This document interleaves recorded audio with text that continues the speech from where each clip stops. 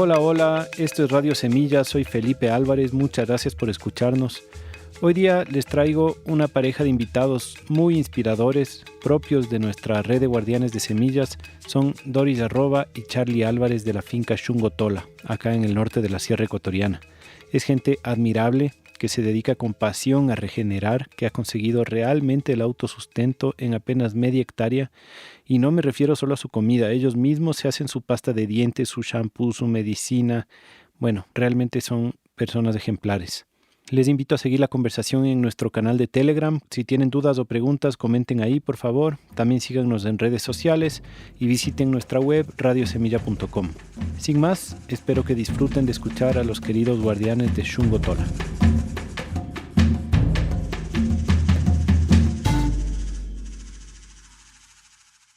Estoy aquí con Charlie Álvarez, con Doris Arroba de la finca Xungo Tola y de muchas otras cosas más ya nos contarán. Así que les doy la bienvenida. ¿Cómo llegan hoy? ¿Cómo están? Gracias, Felipe. Muy bien. Estamos contentos de estar acá, felices de estar en Cotacachi, muy linda zona, y de vecinos, ¿no? Estamos nosotros en Ajumbuela, en la comuna, una pequeña comuna campesina, a 10 minutos de Chachimbiro. Así que felices de estar aquí. Muchas gracias. Igualmente, Felipe, muchísimas gracias por participar en este evento tan importante para todos los que somos guardianes y pertenecemos a la red de guardianes de semillas. Chévere. Yo estoy súper interesado en hablar con ustedes porque he visto su finca, he visto sus productos, he visto sus calendarios, he leído las cosas que comparten en el chat de la red y siempre me impresiona que hacen tantas cosas y además todas parecen hacerlas como súper bien, como a fondo, así. Y entonces tengo un montón de ganas de esta conversación porque si bien he podido tener estos vistazos a lo que ustedes hacen, como que hasta ahora no he visto cómo hacen para tener tantos diferentes proyectos, tantas cosas tan lindas. Así que espero en esta conversación, digamos, ir entendiendo cómo ha sido. Pero primero me gustaría que nos cuenten un poco su historia de vida y cómo y cuándo fue que llegaron a la permacultura. Doris, tal vez nos quieres contar tú primero.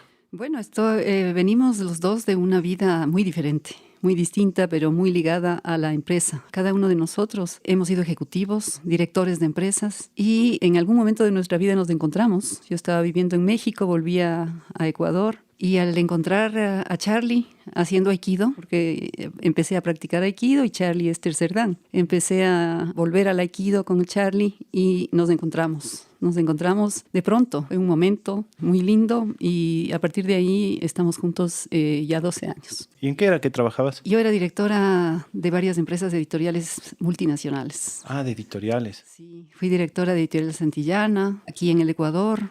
En México dirigí Editorial SM, en República Dominicana, también en Argentina. He trabajado en algunos lugares en Latinoamérica. Y el último trabajos cada vez más esporádicos porque estamos vinculados ya a la finca totalmente. El último lo hice en el 2019 para Editorial Santillana y Editorial Norma. Hice textos escolares para el sector rural del Perú. En medio de eso hemos estado trabajando con la permacultura y básicamente volcados a la finca Xungo Tola y al diseño que los dos hicimos hace 12 años. Y que es lo que nos ha permitido hacer tantas cosas como tú dices y que recién hay algunos aspectos de diseño, algunas cosas importantes que recién estamos empezando a hacer. Es decir, que lo que nos ayudó y lo que nos ayuda y nos ayudará es el diseño de la permacultura que nos permite trabajar en todos los campos. Y eso me ayudó mucho a mí también porque trabajaba siempre en aspectos muy, muy estructurados. Entonces el diseño de la permacultura es muy estructurado porque tiene una serie de procesos que tienes que seguir, una serie de estudios que tienes que hacer y una forma de vida que diariamente te dice si estás o no estás en el camino. ¿Y cómo fue de que pasaste de ser una alta empresaria a la permacultura? O sea, ¿en qué momento la encontraste? La encontré cuando volví, porque, bueno, fue una cuestión personal, también de salud mía personal, y de mis padres, que los dos murieron cuando yo volví. Tenía la intención de volver a cuidar a mi madre, pero mi madre murió 5 meses después de morir mi padre. Wow. Y bueno, eso hizo que cambiara mucho mi vida, las preguntas fundamentales se hicieron, y me di un año sabático, todavía no estaba con el Charlie, pero lo que hice fue subir montañas. Entonces me junté al grupo de Aire Libre que dirige Fabián Zurita. Todo un año estuve subiendo montañas, volcada en esa tarea y bello esfuerzo.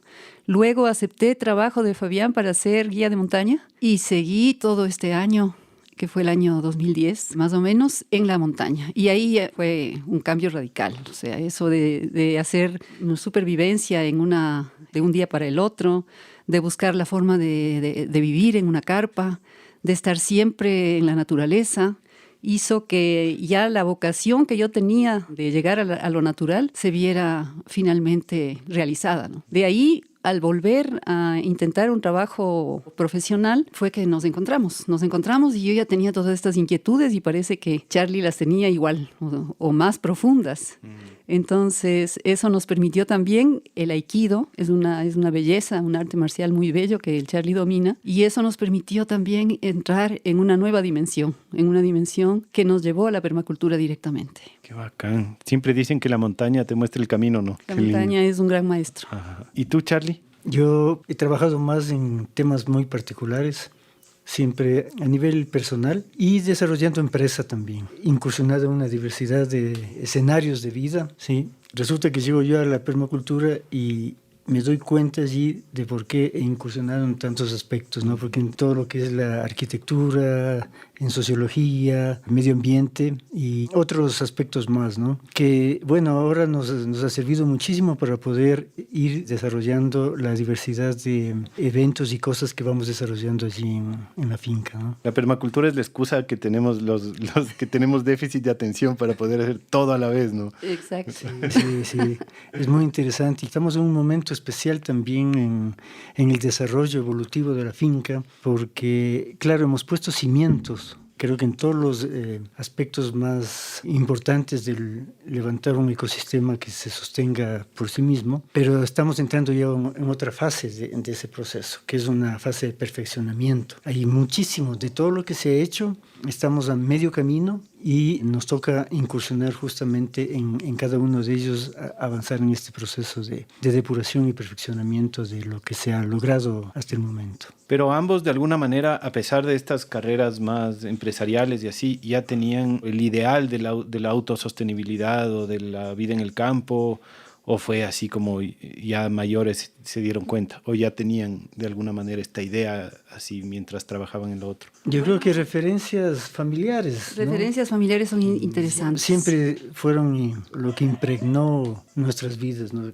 Tanto de Doris como la mía. En mi caso, yo viví en una finca, finca no, es una pequeña chacra en Conocoto que mis padres me heredaron en vida. Entonces tuve la oportunidad de tener un invernadero, de criar peces, tener aguacates, pero todo eso lo combinaba con el estilo de vida ejecutivo y era imposible de llevar, obviamente. Me enfermé, fue un desastre, pero ya había en mí una necesidad de ir al campo.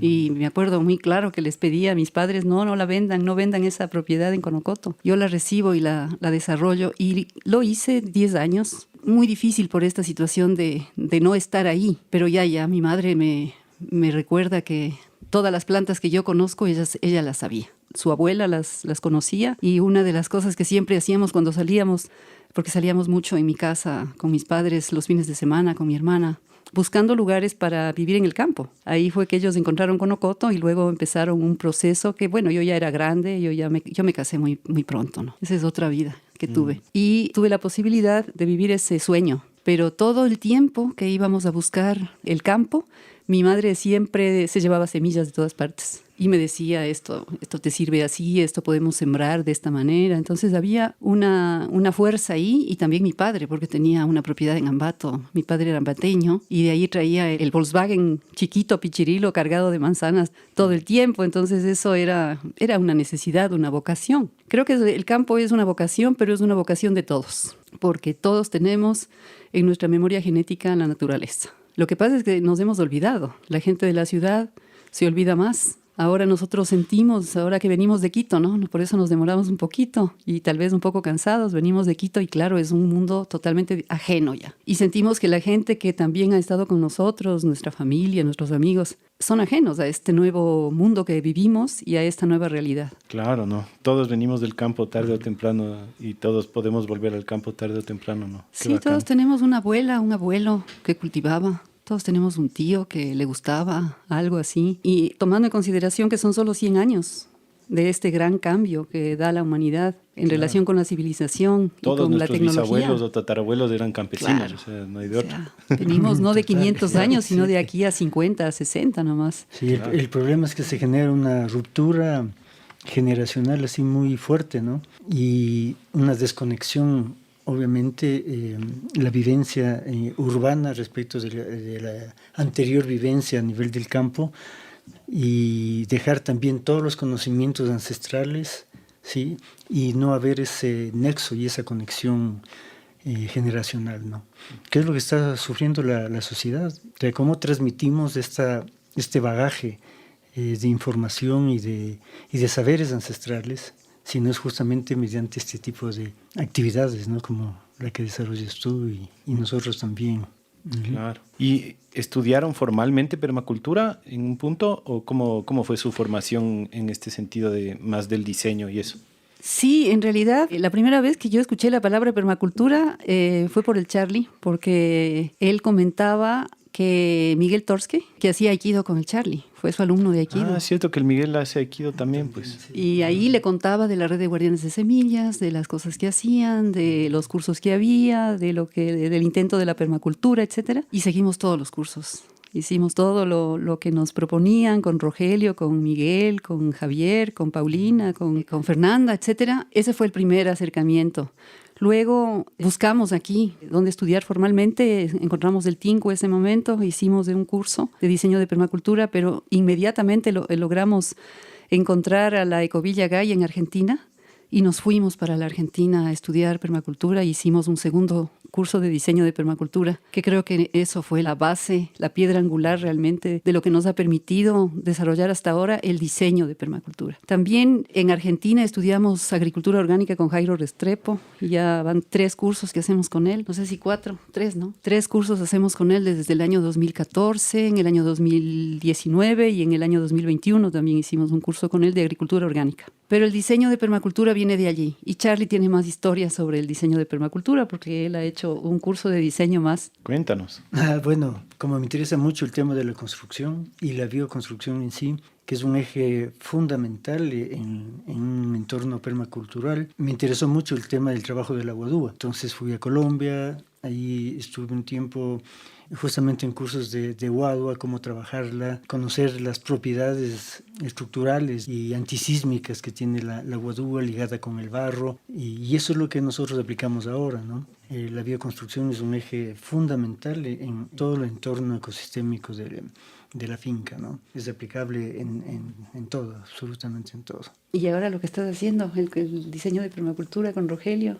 Bueno, también estamos en un curso de un PDC con Rogelio. Rogelio lo está implementando en toda la zona de acá del norte. Ajá, que sí. para los oyentes, si quieren escuchar a Rogelio, tenemos un episodio con él que se llama Permacultura Indígena en la primera temporada. Rogelio Simbaña. Entonces, muy hermoso, muy lindo, una experiencia muy grande y una humanidad igualmente así de gigante y una transmisión de información pero increíble. Es realmente un banco de información muy importante y lo que me gusta mucho de él sobre todo es involucrarte en todo ese saber, en todos los saberes y ese arrastrar la información de los abuelos. Él siempre se remite a su abuelo, algo que supuestamente descubre hoy la permacultura, ya lo sabían los abuelos antes. Temas como la energetización en la parte de la producción orgánica, el uso de los cachos, etcétera. Todo eso ya era parte integrante de la sabiduría de los abuelos, ¿no? De la ancestralidad. Qué bacán, qué bonito. Cuéntenos un poquito de su finca, de la finca Xungo Tola. Yo conocí recién, fue hace 1 o 2 años que hicimos un encuentro regional de la red.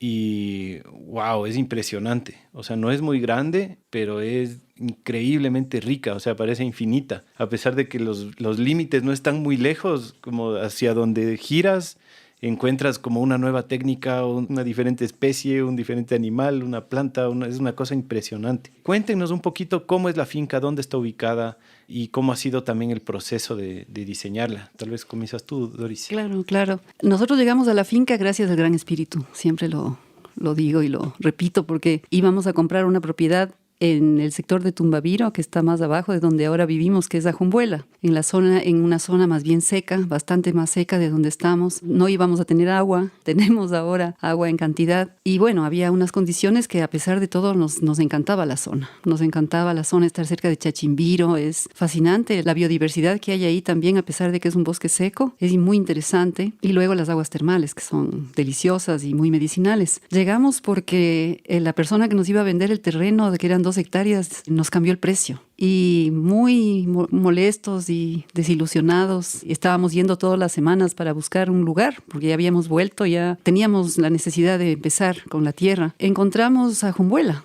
Gracias a una persona que nos alojaba en Tumbaviro, nos dijo, váyanse para allá, no se alejen de aquí todavía, vean en Ajumbuela porque allí habían abierto un camino en Minga, la comuna, porque es una comuna indígena, y estaba ahí, llegamos, simplemente subíamos con el auto y vimos se vende. No fue cuestión de bajarse, de verlo y ya, decir aquí este es el lugar. Y me acuerdo tanto que al entrar a la mano derecha había un árbol, y todavía hay, es enorme, un árbol de quetembilla, un árbol de ciruelo chino, de cerezo chino, que también tenía en Conocoto. Un árbol igualito tenía mi mamá sembrada a la entrada de Conocoto. Entonces fue una especie de déjà vu y de decir, es aquí. Por ahí empezamos y luego tuvimos que recoger Chungotola primero. Nosotros no empezamos de enseguida, sino que empezamos a recoger lo que era el alma, el espíritu de Chungotola, todas las posibilidades que tenía y empezamos a aplicar el diseño. ¿Pero qué es Chungotola? ¿Por qué se llama así? Chungotola se llama así porque es el altar del corazón y eso está en la escritura de la propiedad. Chungotola significa altar del corazón y es la zona, se llama Chungotola. Nosotros estamos ahí justamente al pie de una tola cuyo nombre es Chungotola y esa zona es zona de tolas. Tenemos Cruz Tola, por ejemplo, que está más abajo y hay otro lugar donde hay 7 tolas. Es un sitio ancestral muy interesante donde vivían muy probablemente caranquis, pero también muy probablemente chachis, porque todo el idioma, la lengua es chachi. Chachimbiro es chachi, Pantabí es chachi, Ajumbuela es chachi y no es quichua, es un idioma chachi. Yo siempre pensaba que era caranqui, lo que terminaba en vuela, en viro, aquí todo es así, ¿no? Natabuela, jambuela, jumbuela y tumbaviro, chachimbiro, todo es viro y todo es vuela. ¿Y eso es chachi? Eso es chachi, nos comentaba un vecino nuestro al que tenemos mucho aprecio, que es dueño de Pantabí, Camilo Andrade. Con él hemos tenido conversaciones muy largas sobre el tema en relación con el idioma, con esta lengua ancestral, con los sitios sagrados del lugar. Y es Chachimbiro, propiamente significa la fuerza del guerrero Chachi. Mira. O sea, es el Chachi que recibía su fuerza del agua de termal, que es tan medicinal. Y él es un arqueólogo muy entendido en el tema, incluso estuvo y debe seguir desarrollando este diccionario de justamente la lengua chachi. Chachi Chabalachi. El Zafiki es de Santo Domingo de los Áchilas, ¿no? Sí, El Zafiki los Áchilas, exacto, pero ellos finalmente también tienen vínculos con los chachis. Vínculos y corredores, ¿no? De relación. Uh-huh. Y así empezamos, ¿no? Investigando qué nos decía Chungotola. Y trabajando en el papel, lo primero que pusimos fue un pizarrón enorme que todavía está ahí en la finca, lo tenemos en la sala, y ahí trabajamos todo el tiempo, ¿no? Entonces ahí medimos, ahí planeamos, y cada uno de los espacios que tú puedes ver ha sido pensado, ¿no? Ha sido planeado desde que empezamos.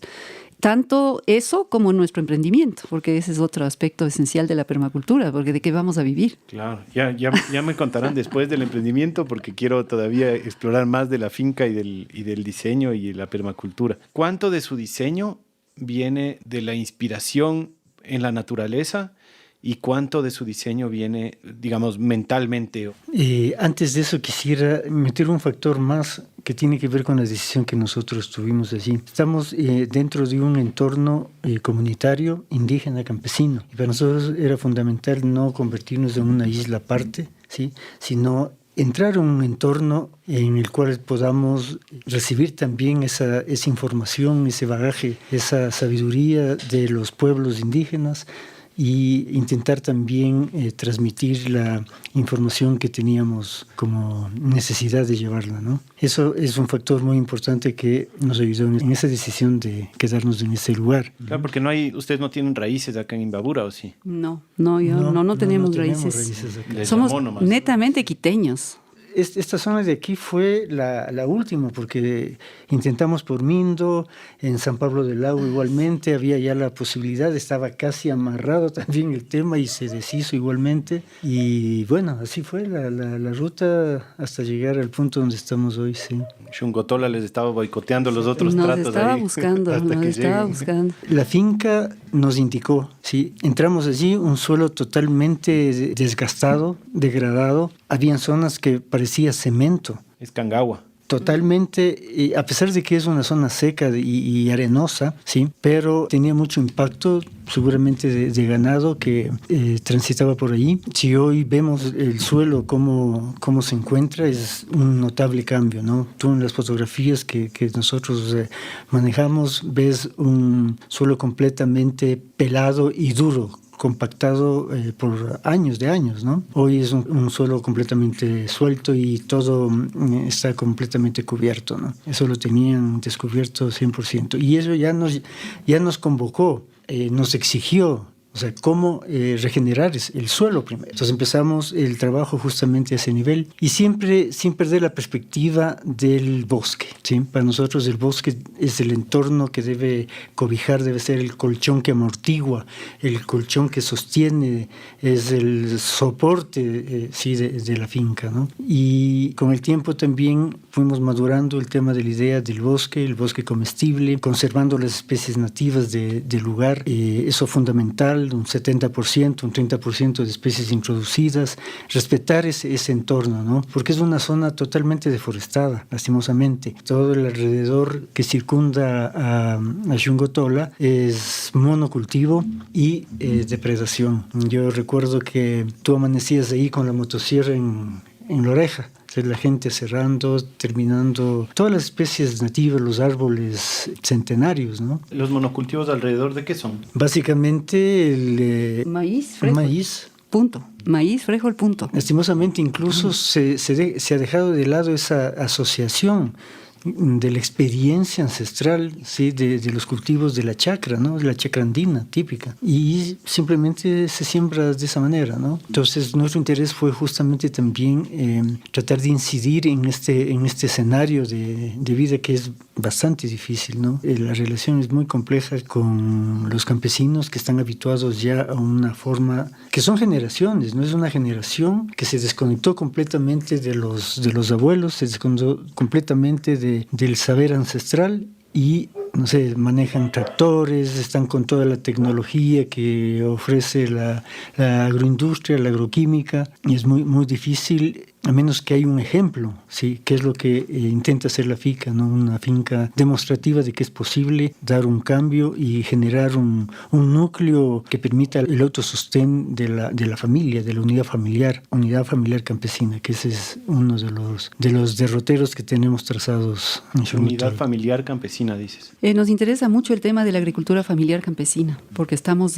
justamente en un entorno donde la agricultura familiar campesina se practica, pero es muy grave, porque los campesinos lo que hacen es sembrar maíz para luego vender eso y con eso comprar su comida. ¿Y qué comida? ¿Qué comida? Claro, estamos hablando de exacto, y arroz, y galletas, o sea, lo que viene del entorno urbano, ¿no? Pero eso que nosotros vemos ocurre en todo el país, claro, en todo el país.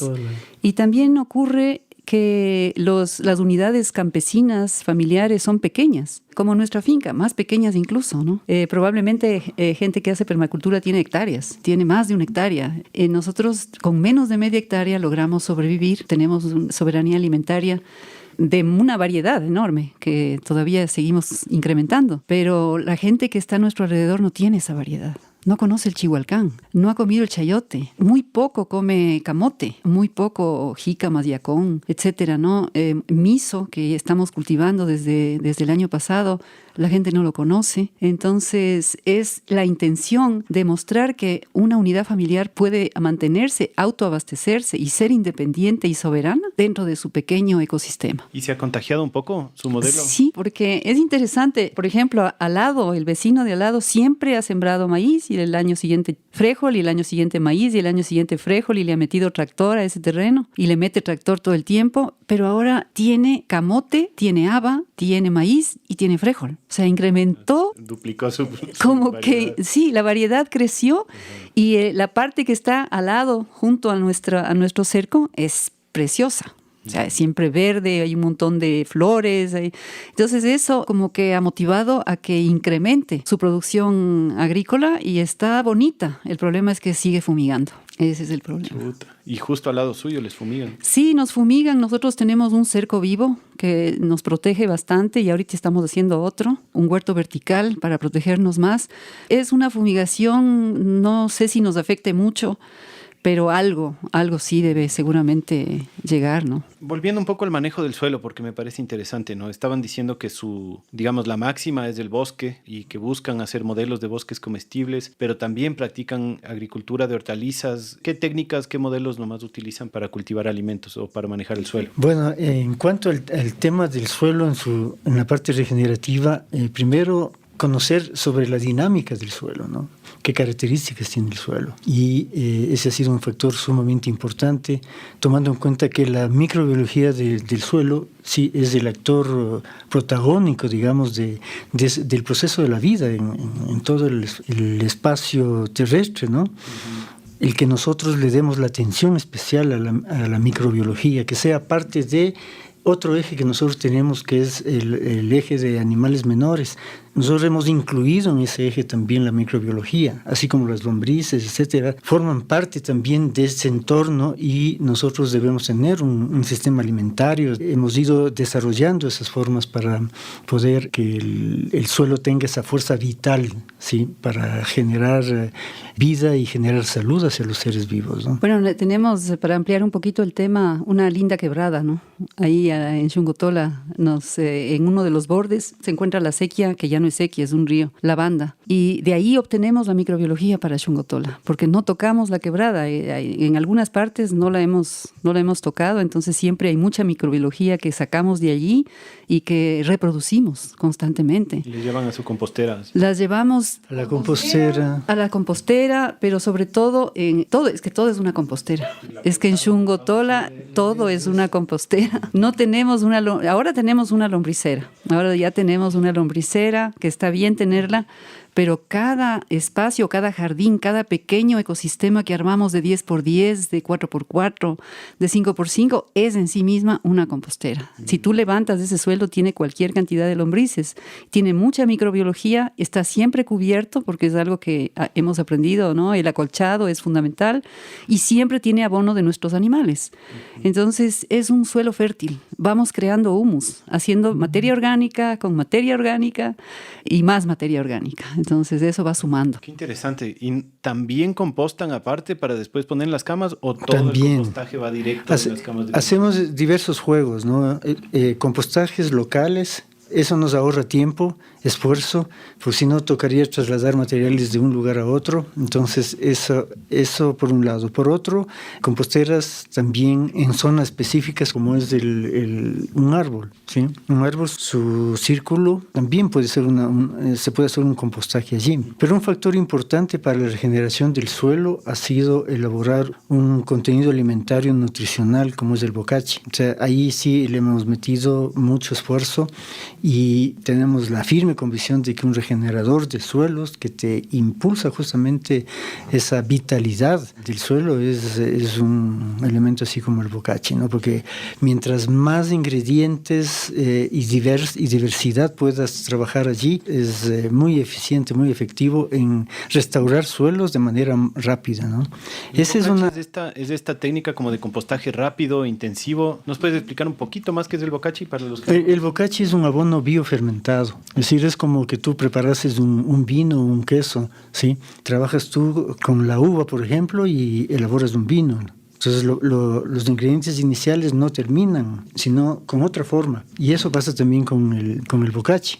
Entonces tú tienes una diversidad de elementos que posteriormente terminan en un complejo nutricional de primer orden, dependiendo también de la calidad de los elementos que tú trabajes, ¿no? Trabajas con carbón, trabajas con tierra, con estiércol, harina de rocas, harina de huesos, silicio, preparamos la harina de huesos, calcinamos los huesos, y ahí entran también nuestros animalitos, ¿no? O sea, todo está en un ciclo de interrelación.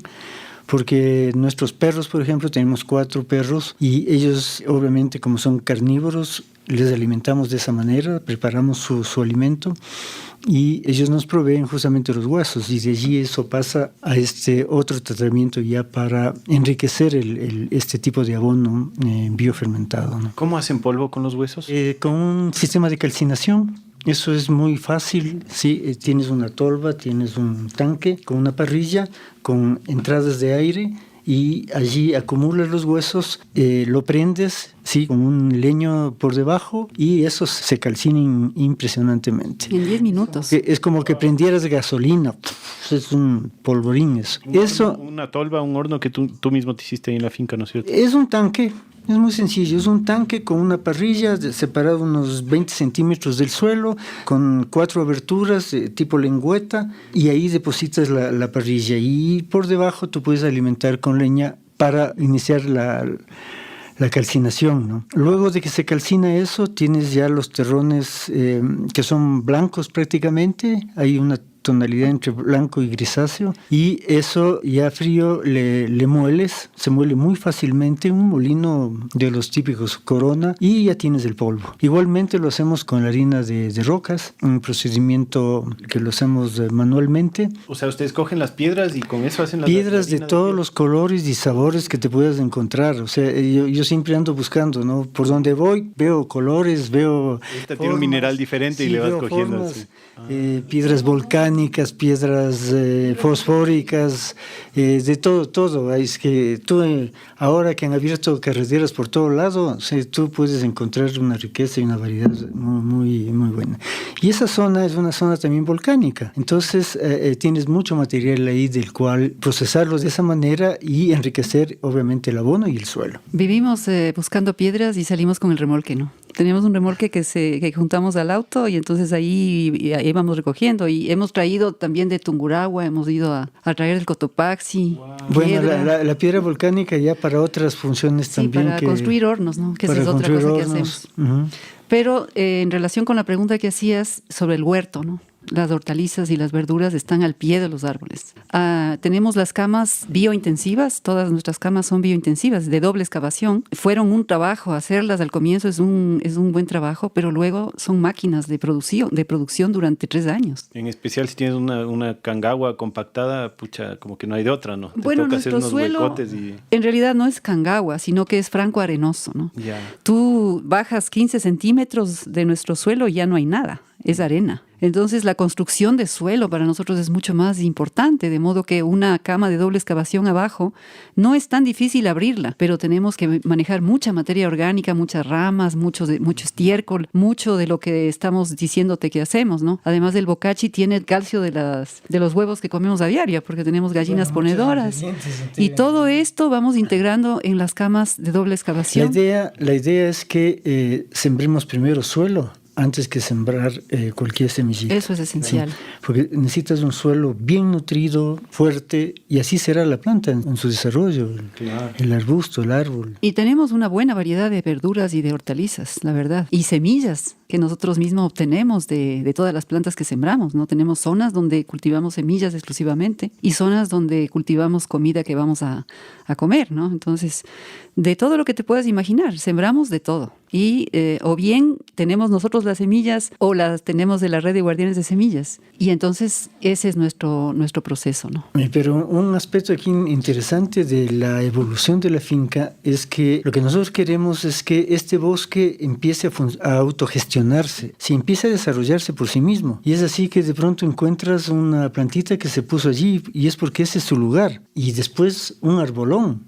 En 3 años un arbolón salió ahí. O sea, es justamente porque ¿qué estás permitiendo? Permitiéndole a la naturaleza que haga lo que sabe hacer. Eso es bien interesante porque nosotros empezamos estudiando agricultura orgánica. Y claro, ahí te hablan de bioles y de fosfitos y de fosfatos y de panes de piedra y de hacer un montón de cosas y ponerle cobre y ponerle azufre, etcétera, etcétera. Y francamente ya no ponemos nada. A lo sumo hacemos un caldo sulfocálcico y hacemos un caldo bordalés si es que necesitáramos 2 veces al año. ¿Qué son esos caldos? Estos son caldos que se pueden hacer con cal. Son caldos minerales. Básicamente. Cal y azufre, por ejemplo, o cal, azufre y cobre, en minerales propios del suelo, que no han pasado por laboratorio. Ese tipo de caldos ya prácticamente no hacemos. Hacemos a lo mejor 1 vez al año, 2 veces al año para los duraznos, las claudias, los árboles de 4 estaciones, que son más delicados, ¿no? Hay que tomar eso en cuenta. Y también tomar en cuenta el origen de la planta que estamos sembrando. O sea, no es lo mismo sembrar una jícama, sembrar un yacón, que sembrar una alcachofa. La alcachofa viene de otro lado.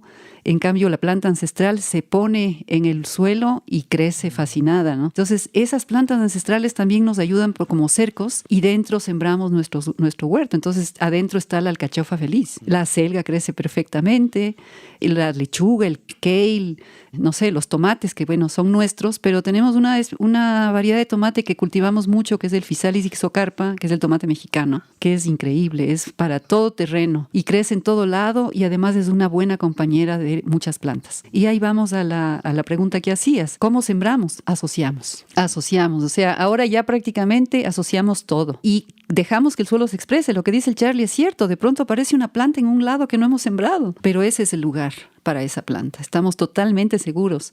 Y alrededor de esa planta que va creciendo, le vamos asociando. Vamos poniéndole comida al lado, el árbol que le conviene, la semilla que le va bien y prueba y error, ¿no? Porque lo que hacemos es sembrar todos los meses. O sea, no hay un mes que nosotros no sembremos con la luna. Y ahí viene el calendario. Ahí, eso también quiero conversar. Qué chévere. Unas 2 cosas quiero rescatar. La una, me parece genial que hagan el bokashi ustedes mismos preparando todos los ingredientes, porque la mayoría de personas que yo he conocido que hacen esto, normalmente como que se proveen de otras industrias para hacer su bokashi, pero que ustedes mismos busquen las piedras para calcinarles, que ustedes mismos calcinen los huesos y hagan la harina, que saquen los minerales, el estiércol de sus propios animales y la materia orgánica de su propia quebrada, de los microorganismos. Jairo Restrepo creo que es el que tiene todas las 3 M's, ¿no? La mierda, los microorganismos y minerales. Exacto, ¿no? Sí. Es microbiología, minerales y materia orgánica, las 3 M's. Ah, ¿no es una mierda? No. Ah, yo pensaba que una de las M's era mierda.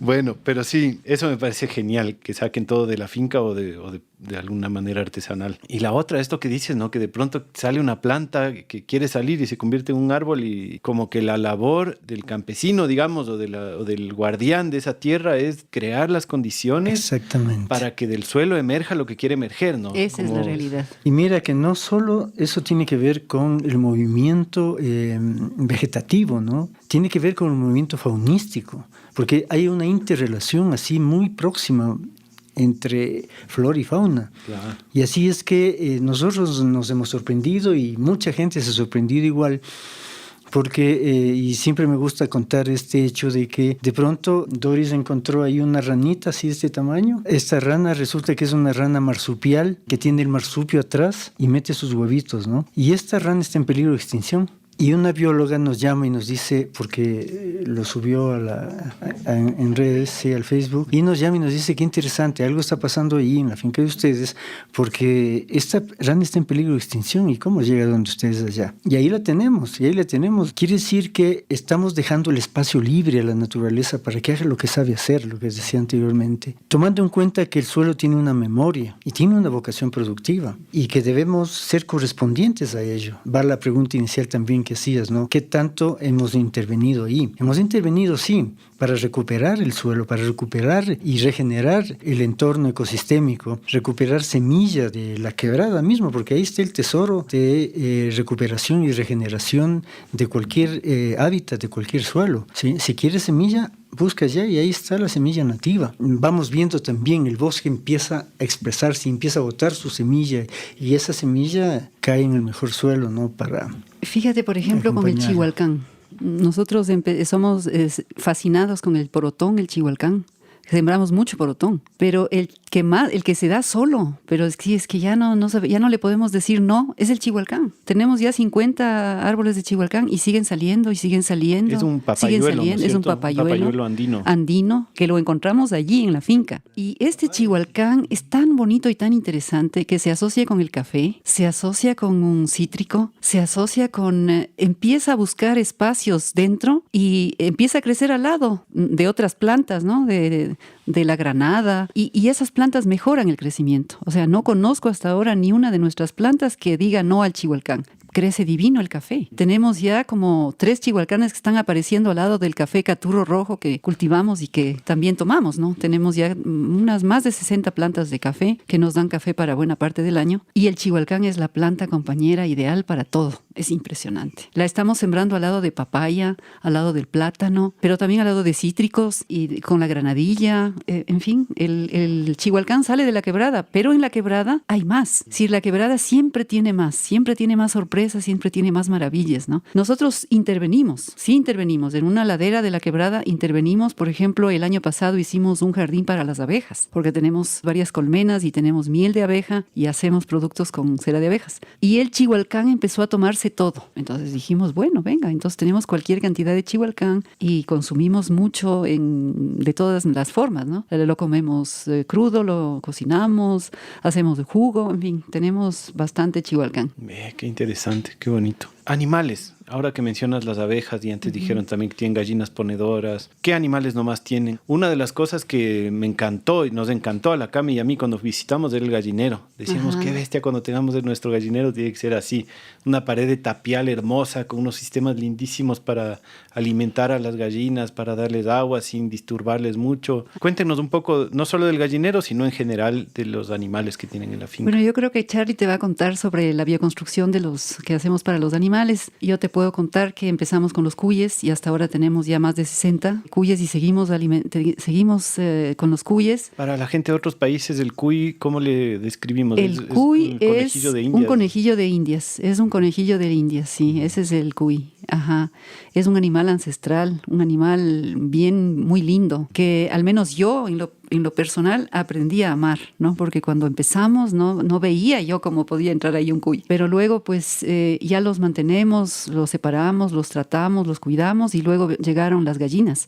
Y ahí empezamos a aprender. Disculpa, el cuy es un eje fundamental de la Ahora finca, es fundamental, ¿no? Sí. En general todos los animales son ejes muy importantes porque nos aportan muchos beneficios a la finca. Bueno, además de ser nuestro alimento, ¿no? Nosotros nos alimentamos de todos nuestros animales, seguimos una tradición ancestral que es criar bien a los animales con mucho amor, con cariño, con mucha variedad de hierba, porque, entre paréntesis, en nuestra finca no hay motoguadaña. Nosotros trabajamos la media hectárea con hoz, pero de esa manera estamos propiciando que haya más variedad de hierba y cada vez hay una enorme variedad. Ya no sé cuántas plantas tenemos ahí, cuando habíamos empezado con quicuyo y tenemos más de 50 plantas que les damos de comer. Entonces, después de los cuyes llegaron las gallinas ponedoras, las gallinas de carne, las tenemos separadas porque se crían diferente. Y también estudiamos sobre eso. Hicimos un curso en Chile por Zoom sobre gallinas. Finalmente ahora tenemos conejos. Nos llevó un año entender cómo criar conejos, pero ahora ya tenemos un mundo de conejos. Ya son 20 y llegan 10 el próximo después de poco. Se reproducen como conejos. Realmente sí, como conejos. Luego tenemos los peces. Yo criaba peces, ¿no? En Conocoto te había contado. Sí. Entonces tenemos carpas, tenemos truchas y tenemos tilapias. ¿Las carpas se comen? Sí se comen las carpas, hemos comido las carpas. Dicen que tienen una gran cantidad de hierro, que son excelentes para problemas de anemia. Y las truchas las tenemos estacionalmente en el río que baja, que tenemos a un ladito de la finca, y es agua helada, ¿no? Entonces las truchas viven en esa agua helada donde lo importante es que haya agua fluyendo Y en el cambio las tilapias son totalmente diferentes, necesitan agua caliente. Estamos conociendo cómo son los peces, en otro estanque tenemos goldfish, solo para verlos, pero sí, nuestros estanques, que tenemos varios, serán 12 más o menos, o si no son más. Cada pequeño estanque tiene peces. No hay agua que no tenga peces. Y nuestros acuarios también. Y que no tenga sapos, como te decimos, ¿no? Y no tenga ranas. Es muy importante. Y las abejas llegaron también primeritas. Llegaron y hemos batallado, como dicen, ¿no? Hemos sufrido, hemos gozado hasta aprender bien el manejo de las abejas. Eso nos ha llevado mucho tiempo. Ya son 7 años que tenemos abejas y creo que recién entendemos que la colmena es un organismo. Es un organismo y cuando nosotros le dimos a ese organismo el tipo de vegetación que necesitaba, empezó a florecer y estamos haciendo manejo regenerativo de las abejas. Es un manejo muy diferente a como se hace aquí. Eso aprendimos con Emanuel Canales en Chile por Zoom. Eso nos ha ayudado un montón. Y lo tengo en la lista de invitados. Emanuel Canales es fantástico. Hicimos un curso de 4 meses con él y cambiamos radicalmente de entender de la forma de tratar a las abejas. Y empezaron a dejar de morirse las abejas. Y entonces empezaron a llegar más panales, más colmenas. Y ahora estamos con 4 en la finca y nuestra asistente tiene las colmenas que ya no las podemos tener porque tenemos muy poco espacio, ¿no? Y siguen llegando, sin embargo, siguen llegando y las seguimos recibiendo con todo el amor. Y seguimos sembrando para ellas. Y seguimos sembrando todo. Ellas tienen su propio hábitat, ellas saben. La finca es melífera. Todo lo que tú ves ahí, salvo el maíz, que no lo es, y alguna otra planta ancestral tal vez, pero toda la finca es melífera. Entonces, cuando tú pasas en un día de sol, te sorprendes porque es un lenguaje de las abejas y es un zumbido bellísimo y pasan volando al lado nuestro, se chocan y siguen el camino. Nunca nos han picado. Bueno, a mí me han picado un par de veces, pero trabajando, ¿no? Y por mal manejo, por error mío. Pero las abejas son fascinantes y de ahí obtenemos la miel, que es una delicia, y la cera virgen de abejas con la cual hacemos nuestras pomadas y cremas de aromaterapia mágica. Siempre respetando su espacios de vida propio, ¿no? Siempre. Bueno, y no dándoles de comer, perdona, es que la gente los trata a las abejas, las alimenta con azúcar, ¿no? Nosotros jamás con azúcar, es su propia miel, tenemos separado 20 litros de miel para cuando necesitemos alimentarlas a lo largo del año.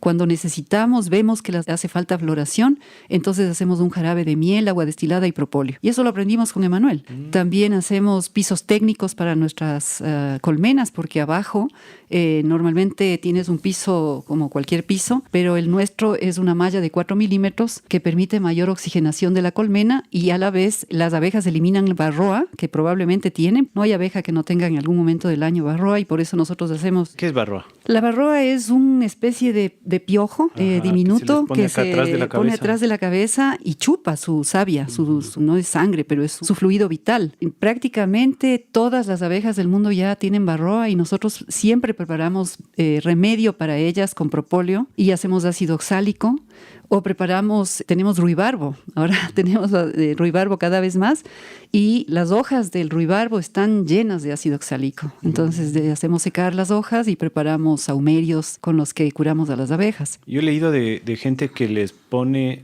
disponible micelio de ciertos hongos a las abejas y que eso les cura de la varroa. Que ellas como se acercan y comen este micelio y después ya no tienen el parásito este. Ajá. Puede ser. Nosotros les cuidamos cada cierto tiempo, hacemos este ácido oxálico en casa y ponemos en las colmenas y lo que notamos es que están felices. O sea, cada vez están más grandes. Nuestros núcleos tienen 3 pisos, o sea, 2 pisos donde viven las abejas. Normalmente la gente tiene un solo cuerpo para el nido. Nosotros les ponemos 2. Y luego cuando ya está totalmente lleno ese nido y están ellas felices y siguen haciendo miel, ponemos un 3er piso.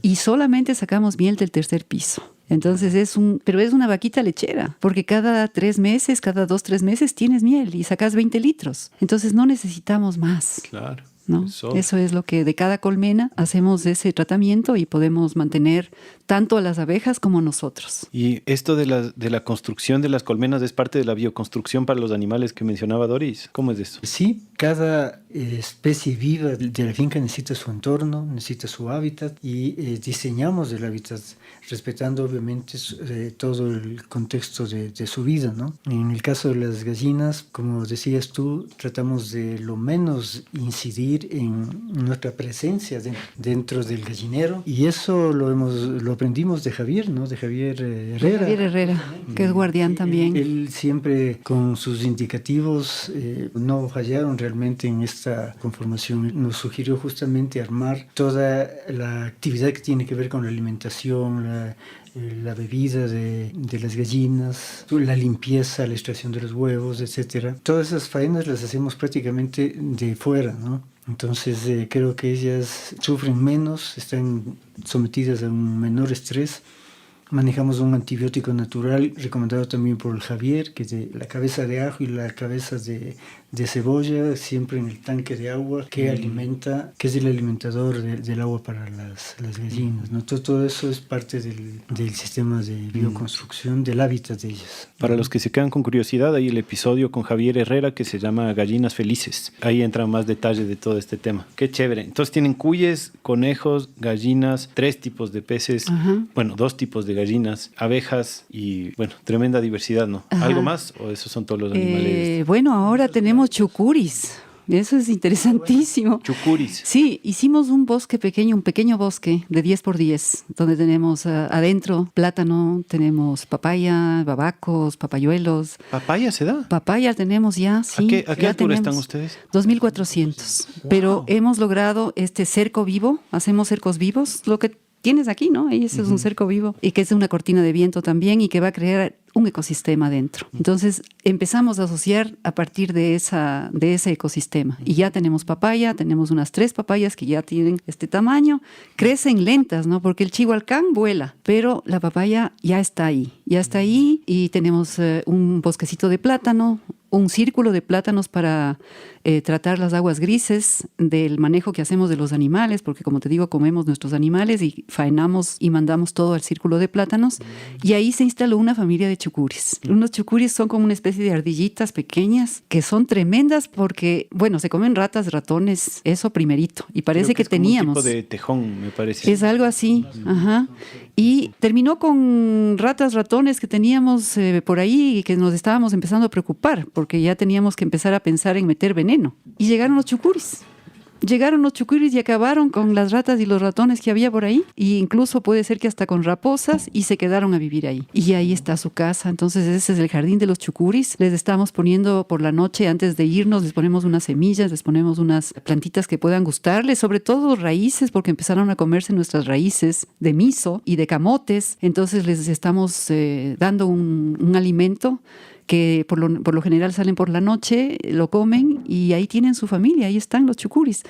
No vamos a hacer nada con los chucuris, es probable que no sé si sigan ahí, se vayan, pero en todo caso es muy bonito que esa familia de chucuris haya llegado. Claro, qué bueno que tengan un oasis ahí en donde refugiarse también, pues, ¿no? Porque finalmente Shungotola termina siendo un oasis, ¿no? Sí, para los animalitos que pueden estar ahí, la variedad de pájaros que tenemos es impresionante, o sea, realmente también queremos hacer un levantamiento de toda la biología que tenemos allí, que estamos conversando con amigas biólogas de Guardianas de Semillas que van a venir a darnos una mano, con Alicia Franco, ojalá se acerque cuando tenga tiempo. Y bueno, sí, eso es lo que nosotros estamos todavía creando y todavía tenemos más espacio, ¿no? O sea, podemos empezar a crecer hacia arriba. Estamos haciendo estos pequeños espacios con huertos verticales, con cortinas de viento y seguimos dentro sembrando una gran variedad, probando. Pero bueno, es muy divertido. Qué bonito.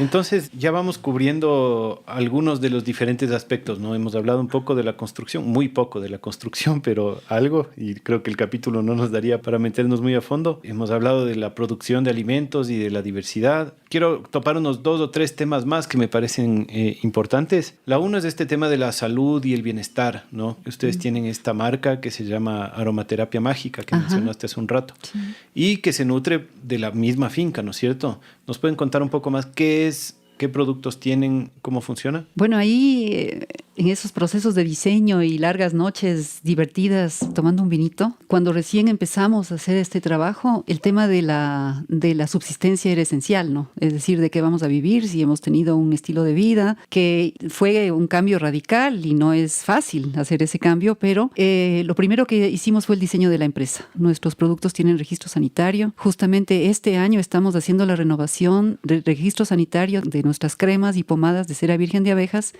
Y estas cremas y pomadas surgieron por la idea de que mi tía abuela monja de claustro, Marianita de Jesús, le entregó recetas a mi abuela, a mi mamá, a mi tía y mi mamá a mí. Y empezamos a hacer cremas con mi mamá desde que yo me acuerdo, a los 30 años se me ocurrió, no antes, desgraciadamente, pero ya en esa edad le pedí que me enseñe a hacer las cremas. Y empezamos a hacer las cremas y cuando estábamos pensando en de qué vamos a vivir, dijimos, pues esto, ahí está, hemos venido, están las cremas en mi familia. Y resulta que Charlie tiene una vocación increíble para muchas cosas, francamente, y una de ellas es esto de la alquimia, porque esto es una alquimia. Entonces fue entregarle al Charlie las recetas y el Charlie empezó ahí a crear maravillas. Entonces tenemos una crema angelina facial diaria que es muy, muy apetecida, le gusta mucho a la gente, una crema para bebés de mi tía Carmelita, una pomada para dermatitis atópica y psoriasis que tiene sangre de drago y propóleo, que tiene el nombre de mi mamá.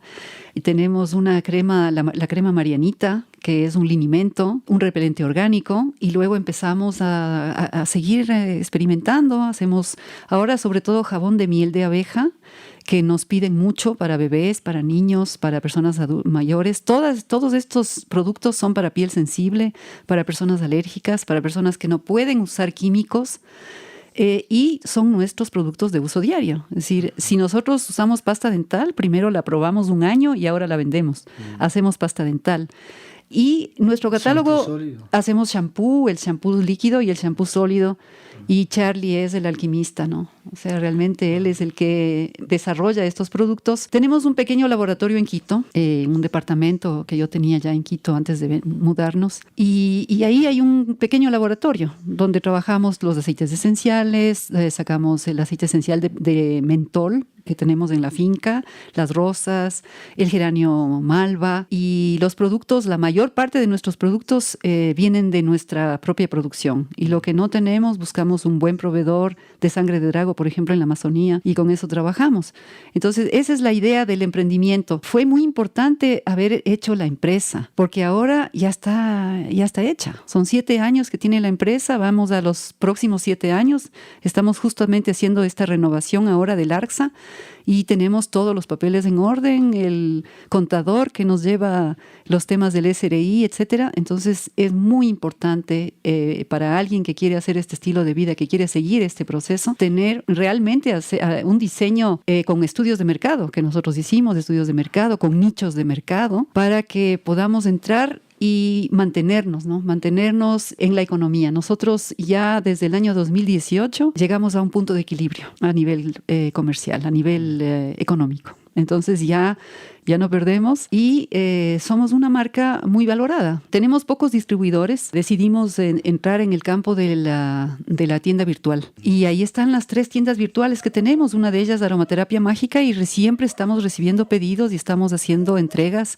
Ahora hacemos entregas todos los miércoles desde Ibarra. Y justamente hoy veníamos haciendo entregas en Quito a nuestros distribuidores que nos están pidiendo constantemente cremas y pomadas. Tenemos el Motilón, por ejemplo, de Javier Herrera, es uno de nuestros distribuidores, y también Mega Organic de otra amiga nuestra, compañera, y pare de contar. O sea, son pocos los distribuidores y luego nuestra tienda virtual, que ahí constantemente tenemos pedidos y estamos despachando todo el tiempo. Hay un aspecto aquí importante que quiero destacar y que tiene que ver con la soberanía, ¿sí? Buscamos soberanía alimentaria, pero también necesitamos tener soberanía financiera. Y ese es un eje también. Tenemos varios ejes, tenemos 14 ejes a partir de los cuales podemos analizar cada uno de ellos, ver cómo su comportamiento comportamiento, cómo van las líneas de cada uno de los ejes, en dónde tenemos que hacer ajustes, qué modificaciones, qué trabajo hay que invertir en cada uno de ellos.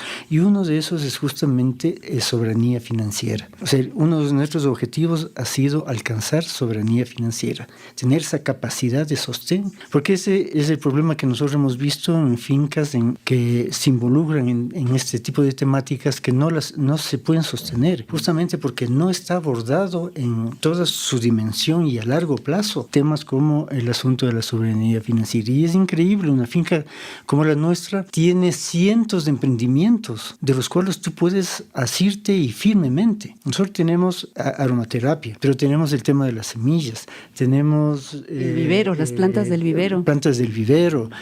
Se me escapan los cursos que hacemos, y talleres, ¿no? Todo el tema de bioconstrucción en cursos, huertos emergentes que desarrollamos justamente a partir de la pandemia. Nos fue súper bien ahí, mientras el mundo se iba abajo, nosotros emergíamos con mucha fuerza.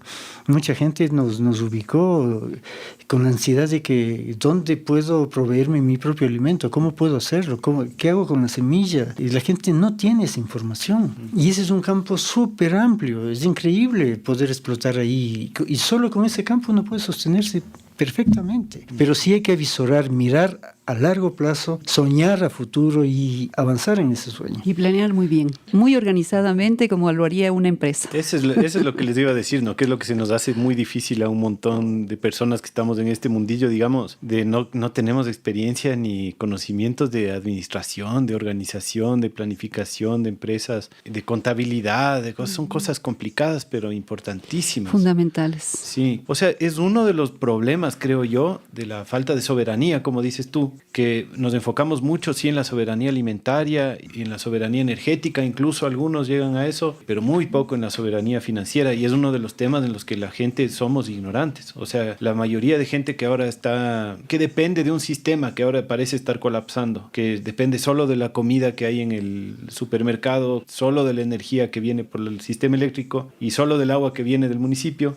también depende solo de la plata que le da su empleador. Exacto. Finalmente, ¿no? Y poco nos ponemos a pensar en esto de que, pucha, o si nos ponemos a pensar, es un camino para el que no hay muchas alternativas a las personas que estamos buscando salir a vivir al campo, ¿no? Como sí encuentras gente que te enseña a criar gallinas o abejas o huertos, pero encuentras poca gente que te enseña a administrar tus finanzas y ser soberano financieramente. Me parece súper valioso. Bueno, nosotros hacemos esto en el nuevo curso de permacultura que estamos diseñando, un curso de 96 horas ya, y que uno de los módulos es soberanía financiera.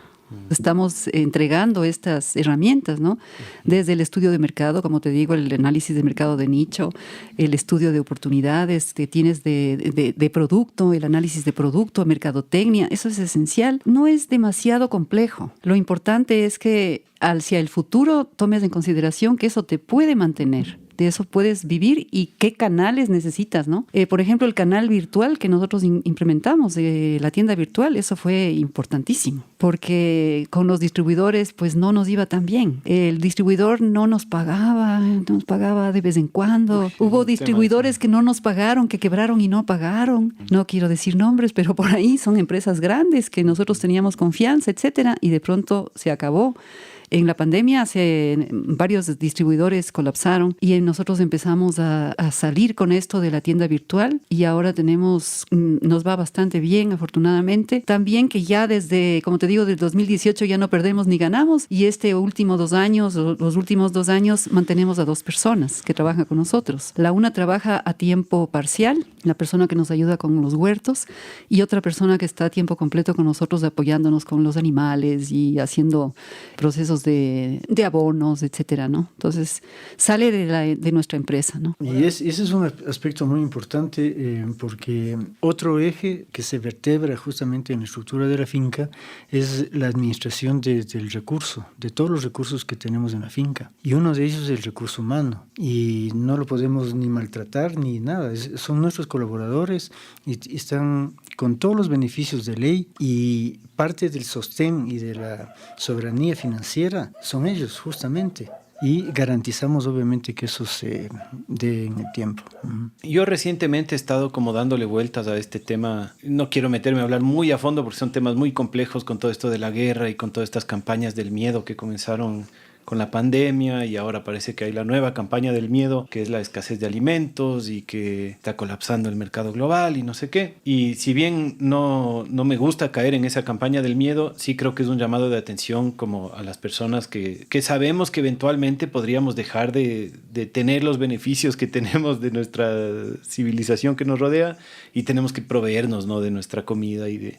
Claro, ustedes están ya del otro lado. Yo estoy tratando de llegar a ese lugar, pero la mayoría de gente no está ni ahí, ¿no? Uh-huh. Y creo que va a necesitar también que experiencias como las nuestras, o en especial como la suya, escalen, ¿no? Porque eventualmente va a haber un montón de gente que no sepa cómo sostenerse y que va a necesitar de las personas que ya están produciendo excedentes. ¿Ustedes tienen en mente escalar? Con su media hectárea es la cosa de la unidad familiar campesina es chévere, pero también es chévere que haya alguien que tenga para dar de comer a 100 o 200 o 1000, ¿no es cierto?, de una manera regenerativa y regenerando más tierra degradada, ¿no? ¿Cómo ven ustedes este tema de irse expandiendo y abarcando más tierra, más excedentes, más gente, más regeneración? Bueno, yo te digo, luego Charlie te contará su visión. Esta media hectárea, para que sea el modelo regenerativo, todavía necesita unos 5 o 6 años más. Un modelo totalmente armado, regenerativo, ¿no? Que ya lo tenemos, cierto es, pero que estamos en proceso también. Lo que nosotros queremos hacer es enseñar. Es decir, la forma de escalar es enseñar. Desde mi modesto punto de vista, tal vez porque soy docente y he estado atrás de la educación durante muchos años. Pero una cosa es enseñar, y la otra también es hacer alianzas con gente que pueda alinearse con esta postura, hacer alianzas con universidades, con escuelas, hacer alianzas con comunidades, hacer alianzas con nuestros vecinos, que estamos empezando por ahí. Estamos motivando a nuestros vecinos para cultivar canguil orgánico, con manejo agroecológico, o tal vez para criar abejas con manejo regenerativo. Entonces, va por ahí. No tenemos, al menos yo en lo personal, no tenemos así como voluntad de tener más tierra, ¿no? Shungotola es como una pequeña gota de agua, pero esa pequeña gota de agua tiene mucho que dar de agua. Y creo que eso es, desde mi punto de vista, lo más interesante. Y nosotros tenemos todavía mucho que enseñar, porque todo lo que hemos aprendido desde el primer día lo enseñamos. Yo me acuerdo que, no sé si teníamos 1 año en Shungotola y ya estábamos enseñando, porque ya estábamos aprendiendo. Todo lo que tú aprendes lo tienes que enseñar, lo tienes que transmitir, lo tienes que entregar. Entonces, la vocación de entregar y de servicio está. No sé si con más tierra. ¿Tú qué crees, Charlie? Bueno, perfecto, eso es así, y ese es el derrotero que tiene la finca. Pero también se nos abre un escenario súper grande, porque yo siempre he considerado que uno de los problemas fundamentales que atraviesa la humanidad es ese divorcio que tiene el entorno urbano con el campo, que las ciudades estén a espaldas del campo, cuando todo el alimento viene de ahí. Es un absurdo, es ilógico esa forma de vida que está de espaldas hacia el proveedor del alimento y no saber qué tipo de alimento es el que le está proveyendo el campo. Y al inverso también, el campo desconoce absolutamente de la ciudad, de las demandas, de lo que podría ser, del potencial. Entonces, creo que una de las tareas fundamentales, y que sí la podemos enfrentar y que la queremos hacer, y ahí es el propósito firme de impulsar procesos que permitan ese alineamiento, esa relación. Yo siempre me he puesto a pensar por qué una comunidad que produce alimentos, que puede producir alimentos muy diversificados, con gran variedad, que puede organizarse súper bien, como la comunidad en la que estamos nosotros inmersos. Justamente ese es uno de los objetivos, estructurar ahí una diversificación de producción que pueda proveer a un barrio de Quito, que pueda proveer a un barrio de Ibarra. ¿Por qué no se puede hacer? ¿Y por qué no organizamos también un barrio de Quito para que se vincule y se relacione con un entorno productivo de esa naturaleza, sabiendo que va a recibir no productos, va a recibir una canasta de salud, que es lo fundamental, porque los alimentos que uno se provee de los supermercados, de los mercados incluso, ya sabemos, o sea, el nivel de de contaminación tóxica que tienen y que afectan necesariamente a la salud de todos los seres vivos, incluidos nuestros animalitos y nosotros, por supuesto. Entonces, sí creo en esta perspectiva que tú formulas en la pregunta, ¿no? Creo que es muy importante y se están abriendo espacios para la finca. Es muy interesante lo que está pasando hoy.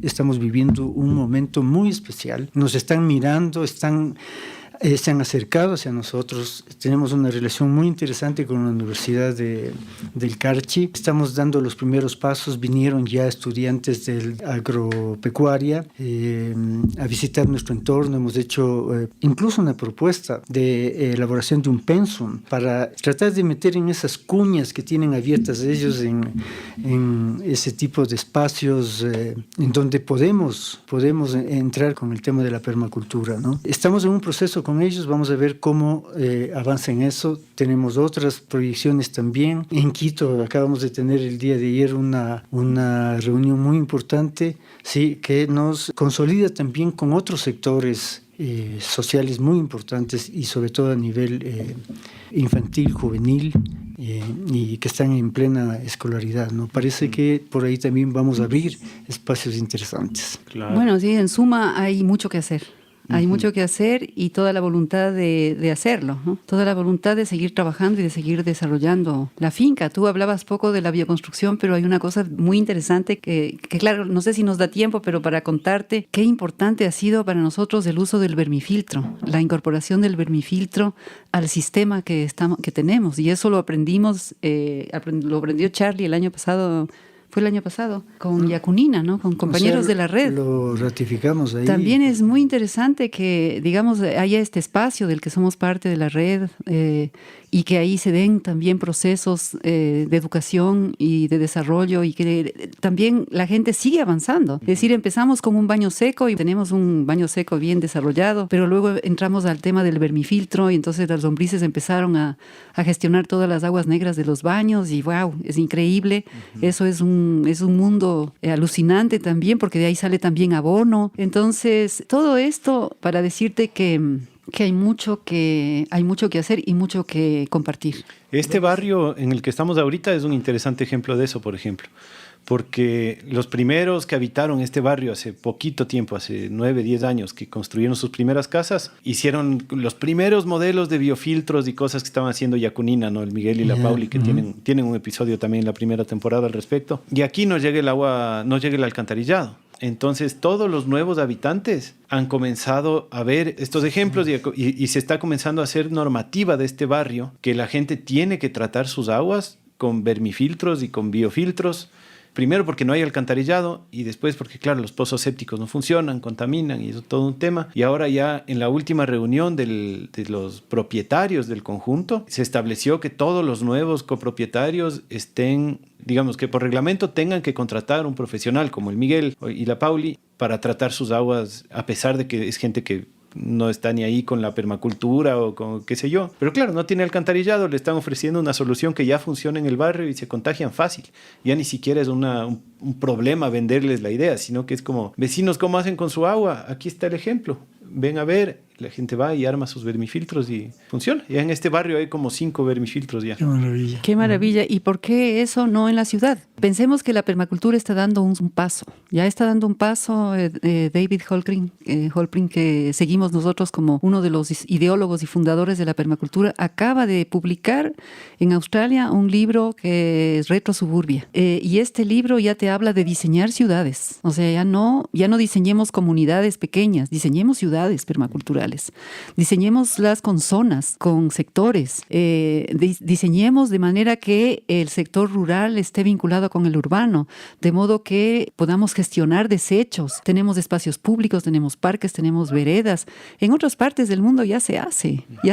Y en esta situación que estamos viviendo ahora, que tú señalas bien, muy crítica, Nosotros seguimos mucho lo que está pasando, todo el tiempo estamos viendo, estamos al tanto, un poco aterrados de ver lo que está pasando, pero sabemos que el próximo paso es hacer ciudades autogestionadas, permaculturales, donde haya un sector que produzca determinadas verduras y otro que produzca determinados animales y otro que produzca en sus huertos mismo, en las terrazas y en las veredas, en fin. Es llegar a ese concepto de ciudad distinto, que yo creo que la permacultura tiene mucho que decir porque ya ha demostrado que puede zonificar, que puede diseñar, y ahora nos toca hacer diseños más grandes.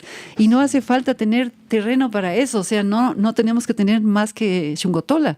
Tenemos que empezar, como dice Charlie, a generar estas propuestas y la gente se va sumando. A contagiar. A contagiar, sí. Hay que contagiar. Y comienza con iniciativas personales finalmente, ¿no? O sea, o comunitarias, pero difícilmente va a venir desde arriba para abajo, que es otra cosa que pasó. Justo ayer estuvo aquí mi amiga Patricia Ramón, que ya tiene una casa en el centro de Cotacachi, y ellos vinieron a ver el vermifiltro porque van a instalar un vermifiltro en la ciudad y van a usar el alcantarillado, pero al alcantarillado va a llegar el agua limpia.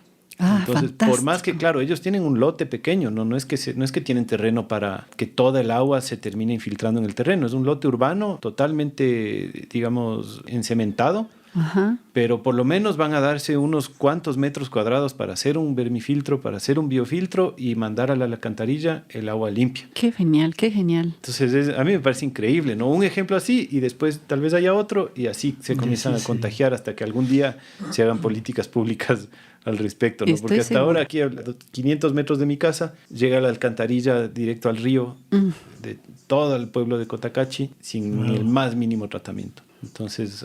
sí, creo que es de a poco. Además que eso es un recurso, pues no es algo que simplemente... Es buen abono. Tienes que botar, es un recurso que lo estás subutilizando, lo estás desperdiciando. Y así debería verse como un recurso, porque si hablamos de una comunidad, el potencial que está contenido ahí y la mejora a nivel productivo que podría aportar ello es gigante. Totalmente. Ya estamos llegando al final y me gustaría solo topar tal vez brevemente, y no sé si es que hay condumio ahí, pero me interesa preguntarles por si acaso, que otro eje en el que yo tengo una noción que para ustedes también es importante, pero no lo conozco, que es el eje espiritual. O sea, un poco han mencionado aquí que, digamos, que hay una situación espiritual que les ha llevado a esta tierra, a sanar esta tierra. ¿Cómo se ve eso como un eje en la práctica? O sea, ¿es algo que ustedes practican constantemente? ¿Es algo más solo interno que está de estar con la tierra o tiene más que ver con una práctica constante? ¿Cómo funciona? Bueno, en la estructura de los ejes nuestros tenemos uno que tiene que ver con sistemas de salud preventiva. Y nosotros le articulamos allí ese tema que tú estás comentando. A la salud preventiva. A la salud con preventiva. La espiritualidad. Ajá.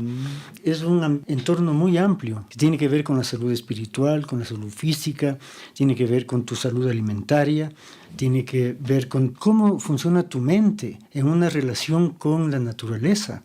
¿Cómo te reencuentras con la naturaleza? Entonces, en ese sentido, algunos temas hemos ido resolviendo, incluso desde la parte constructiva tenemos un domo geodésico, donde realizamos una diversidad de actividades lúdicas, holísticas, como espacios para meditación, espacios para actividades marciales, Aikido directamente, ¿no? Aikido, Tai Chi. Doris también ha practicado 10 años Tai Chi. Todavía nos falta ahí destinar los tiempos son muy cortos, pero estamos ya imbuidos en esta necesidad de ir usando esos espacios para estos fines, ¿no? Bueno, lo que dice Charlie me parece tan lindo y tan importante, ¿no? Nosotros somos una unidad como seres humanos, ¿no? No es que tenemos un espíritu por acá, un cuerpo por acá, un alma por allá, ¿no? Somos una unidad y esa espiritualidad está en nuestra unidad y tenemos que manifestarla de esa manera, ¿no? Entonces, para nosotros el desarrollo espiritual, que sí, yo creo que hay un desarrollo espiritual muy, muy interesante a través de la meditación, Zen, por ejemplo, que practico a veces, pero sobre todo el entenderlo de manera holística, como podamos decirlo, pero integral. Entonces, ese alimento que le damos al cuerpo, también le damos al espíritu, también al alma. Esa forma de vida, por eso nuestro estilo de vida es tan importante desarrollarlo.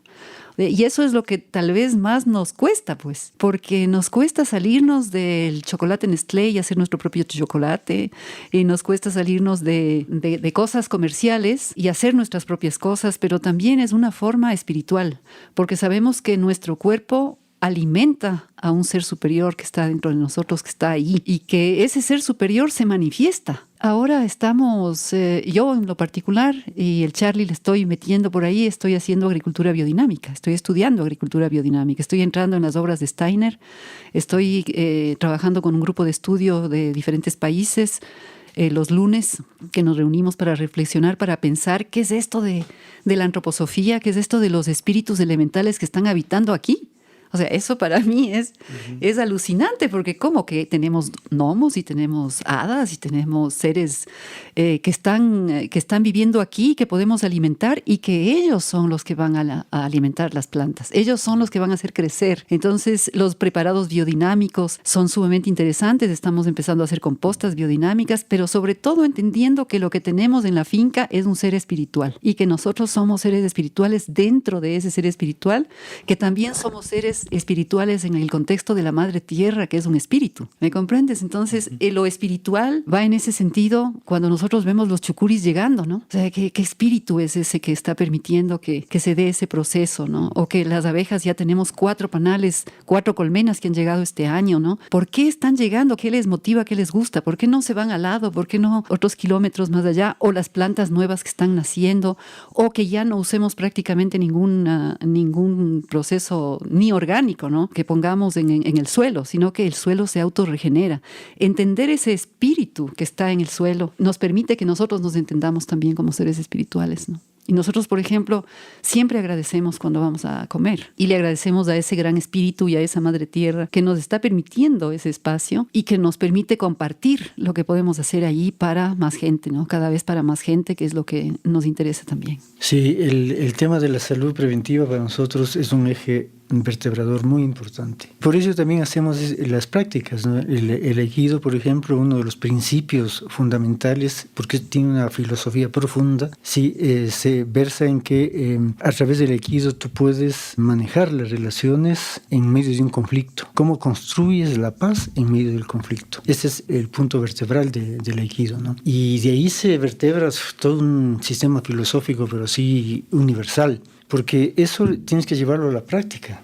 O sea, ¿no? El tatami es un lugar de entrenamiento, pero pones los pies fuera de ello y empiezan el verdadero trabajo del Aikido. Cómo tú te relacionas con tu entorno social, con tu entorno natural, cómo te relacionas con tus padres, con tus hijos, con tu esposa, cómo generas esa parte tan compleja para el ser humano, ¿no? El ego frente al entorno, cómo es ese tipo de comportamiento. Es parte de también nuestra filosofía, de nuestro espíritu, del ser en sí que está impreso en la finca, ¿no? Aparte de ello, también hay diversas expresiones de donde uno puede tomar y que el Estado incluso está reconociendo a nivel de salud preventiva, porque todos los sistemas oficiales de salud, simplemente tú vas a un centro de salud es porque ya la salud ha colmado y se quebrantó, pero previo a eso no existe nada, no existe información, ¿no? A niveles de escolaridad, a nivel de colegiaturas, en absoluto. Esto es un campo vedado, y creo que fincas y en general que tienen que ver